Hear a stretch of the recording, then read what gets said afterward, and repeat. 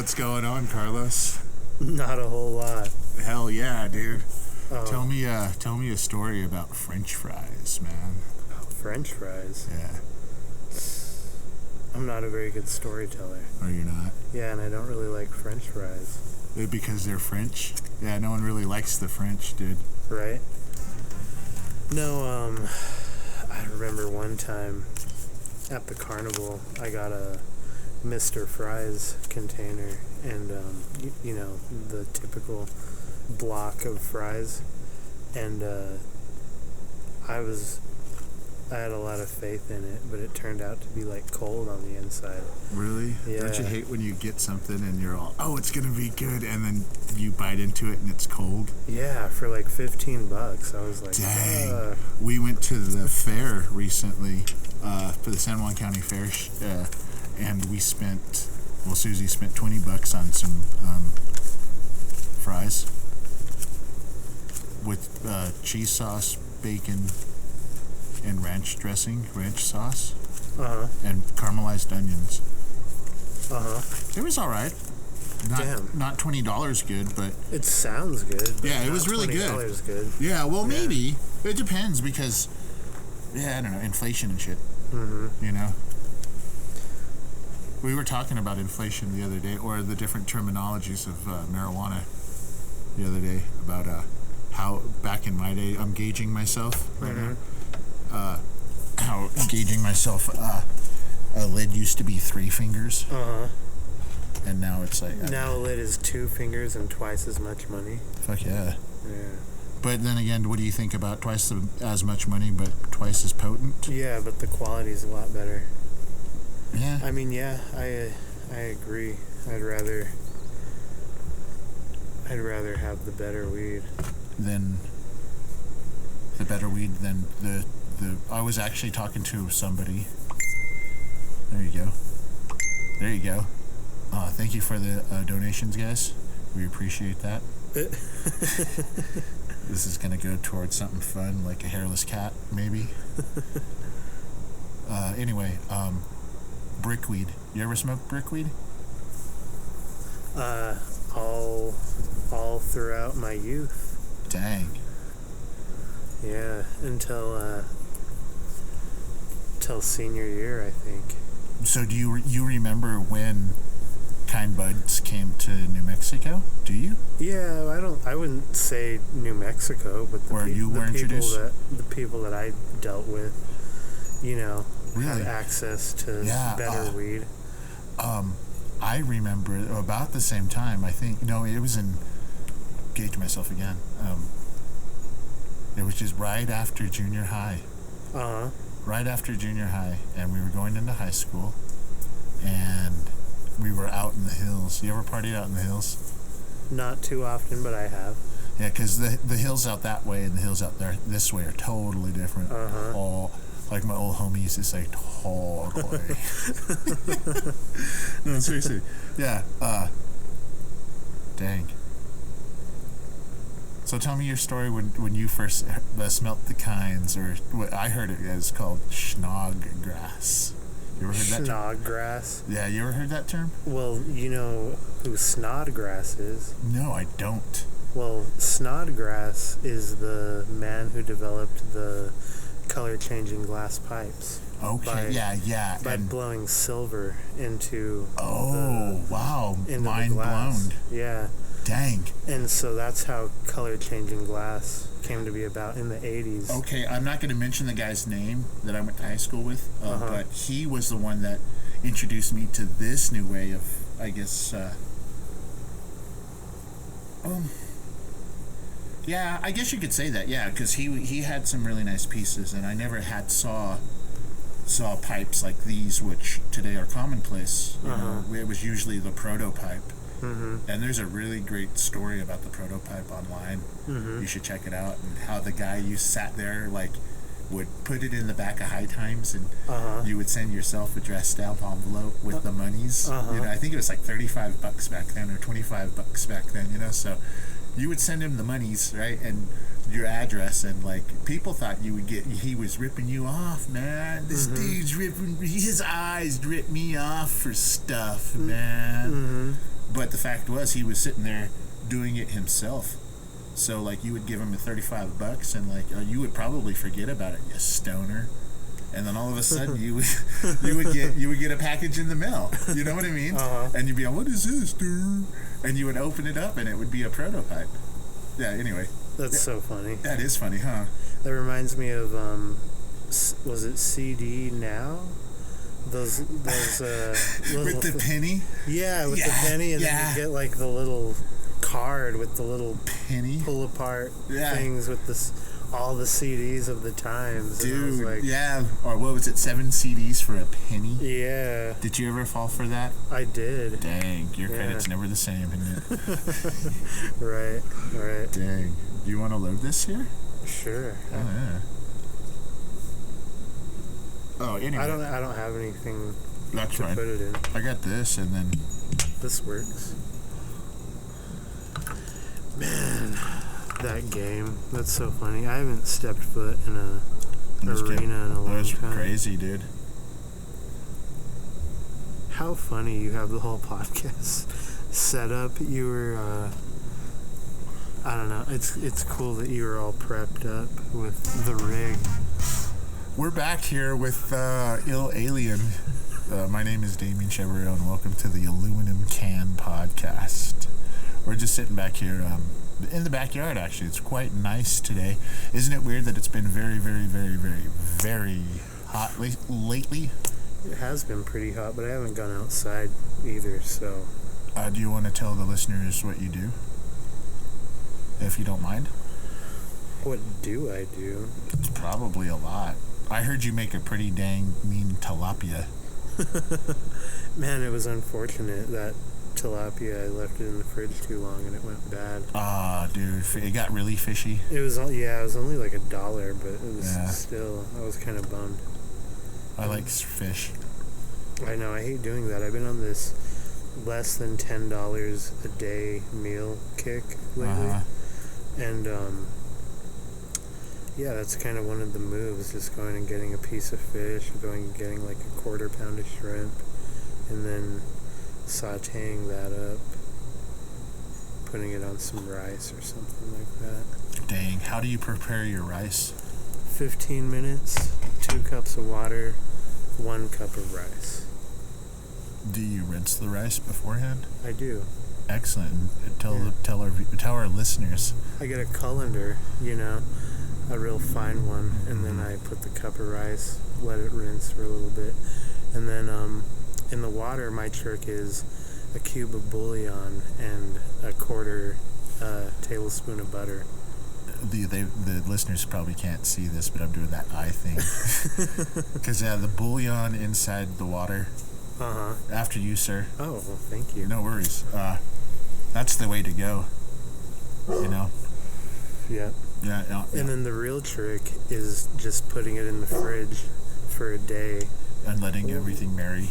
Yeah, letting it harden a little bit after in the fridge, and then putting it down on the pan with a little bit of peanut oil and garlic and onion and a little bit of sesame oil. Did you know the Japanese only eat rice that is milled that day? That's what that day? Milled that day. Wow. So, yeah, they have they have high standards. Oh yeah. Oh yeah. They have rice vending machines. Mm-hmm. So it's like, okay, yeah.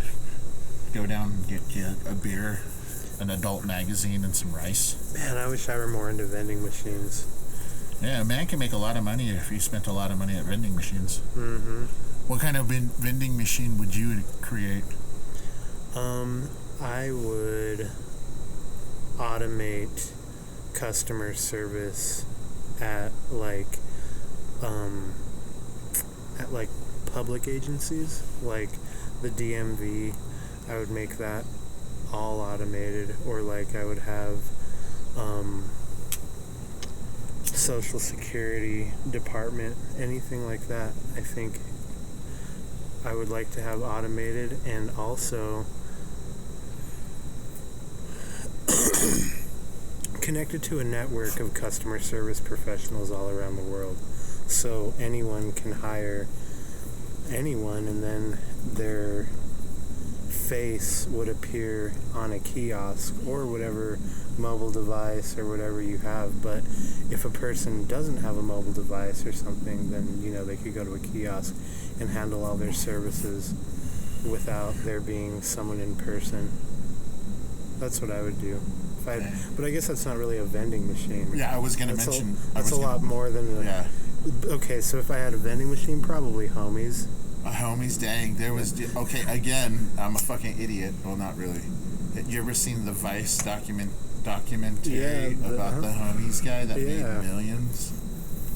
Dang. And he doesn't look like he's doing so good today. No, he's not. And that was when they recorded that was like before the pandemic. Uh-huh. Dang. Could you imagine making millions of dollars on Homies and then just popping? Just like... Yeah.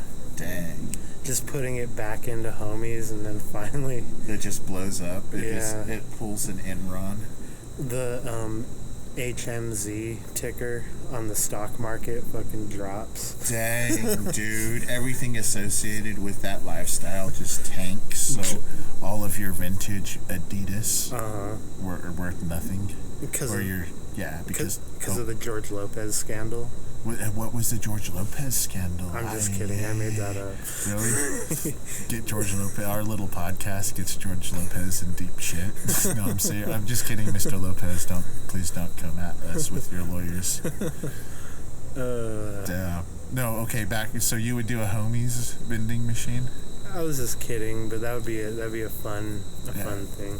If I was being serious about doing a vending machine, I would do a mini mart on a cart.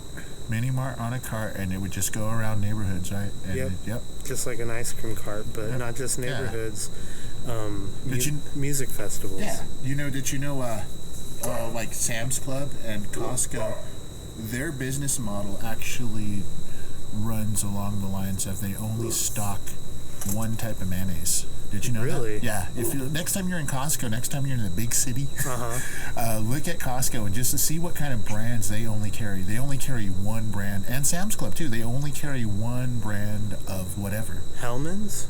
Yeah, whatever they get at the best deal. Because I would see Kraft and Hellman's at where? Safeway. At Safeway, Safeway. But like at Sam's Club, the reason why they do that and Costco is because of square inches, actually. Each of those square inches is probably worth a couple $1,000s, And you imagine how much you don't want to have like 6 different little mayonnaises taken up when you can just have, Miracle Whip and piss everybody off, By the gallon. By the gallon, man. Miracle Whip is great with tuna. Yeah, I've never had it with tuna. Really? No. Well, actually, no. I relinquished that answer. Actually, I have, but this is in a different form. Tuna casserole. Oh yeah. The little spoonful, the wooden spoonful. That's my little secret to you guys. Wooden spoonful of Miracle Whip in your tuna casserole with green chili and peas. So you have frozen peas too. It has to be frozen peas when you make it. So when it cooks and it all steams up and everything, those peas are nice and crunchy. Speaking of frozen peas, are you familiar with the brand Bird Eye? Yes, I am. I am very familiar with the brand Bird Eye. Bird Eye, we love you. We love those garlic herb potatoes that you put in the microwave. So did you know Bird Eye is the company that developed freezing food? Period. Like the standard now? No, the first company ever to ever freeze food. I did not know that. Yeah. So the founder of Bird Eye, God, I'm getting bitten up by the mosquitoes. No. Oh shit! Yeah, hit me. No. Thank you. Oh, okay. Oh. I thought you were like, do me. No, I'm just kidding. Ouch. Yeah, so the guy who came up with freezing food literally was just looking for a way to flash freeze food, because they would they would freeze food before that. They would freeze food like that's what I was asking. Fish and meat. Yeah, that's what shit. I was asking because the frozen veg is actually a lot better than actual, which is sad to say, is actually a kind of a lot better than fresh veg in many ways, especially when us being here in New Mexico, I don't know if the listeners know, we have this thing called reservations. And that's basically New Mexico. Farmington is considered a border town, which is right next to a reservation. And a lot of people from those reservations come out to these places and buy frozen foods and put them in a freezer and take them back to the reservations. Anyway, I'm sorry. Go on. But yeah, the act of flash freezing is what they developed because there was always freezing, but flash freezing locks in all the nutrients. That's what I was as asking. soon as it's picked. That so flash that's why freezing, it's better. that technology that they have, it's crazy. It is like pretty straight cool. off the vine. Yeah, that is pretty cool. You know who I miss? What? I miss Elton Brown. Do you remember? Damn, Elton I do. Brown? I worked with Elton Brown. You actually work with the glasses Elton Brown from the Food Network.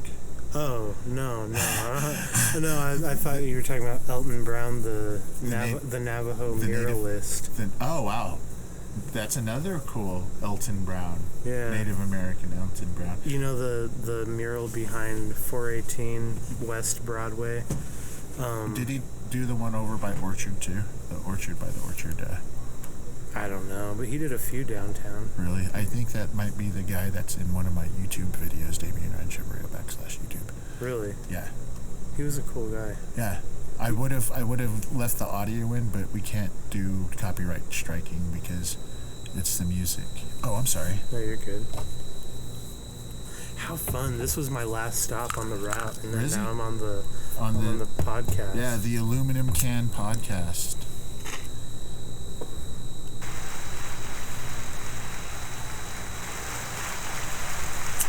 So one time I was talking to this one dude and he said, "Hey Damien, I was wondering, do you know what's funny?" And I said, "Yes, your mother."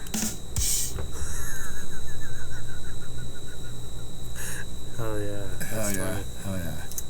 So what's the plans in the works here? That's cool that you can load in samples. Yeah, on I'm that. still working on learning how to load in the samples so I can load in custom music. Will you make me a fucking track? Yeah, dude, that thing is handier than what I got. Yeah, dude. But the only thing is, it's just the XLR. So I got to figure out how to do the adapter, right? Uh-huh. The adapter. Yeah. And then, because I was thinking we could do this, and we can dedicate one of these channels to the MPC. Uh-huh. You know what I mean? And just play some beats. Do some live sampling. Yeah. So, wouldn't that be cool if, like, you picked a record? Yeah. And you had 3 chances to pick a song off that record, and then I had to sample one of those things, and I had 5 minutes to cut it up. Yeah, and as we all of the other personalities here, because I've got 4 inputs here, 4 other motherfuckers, and your actual input would be your mixing board, like a whole mixing board, because your microphone and all of the other instruments, because we'll have other instruments as well. Like my little guitar amplifier. So, and everything will be monitored through our headphones, you know what I mean? So we're not going to be all ass face about being all too loud at a manageable volume, you know what I mean? And just have fun and turn on the stream, put on the tip jar, and talk like we're talking right now, you know what I mean? Has this been recording?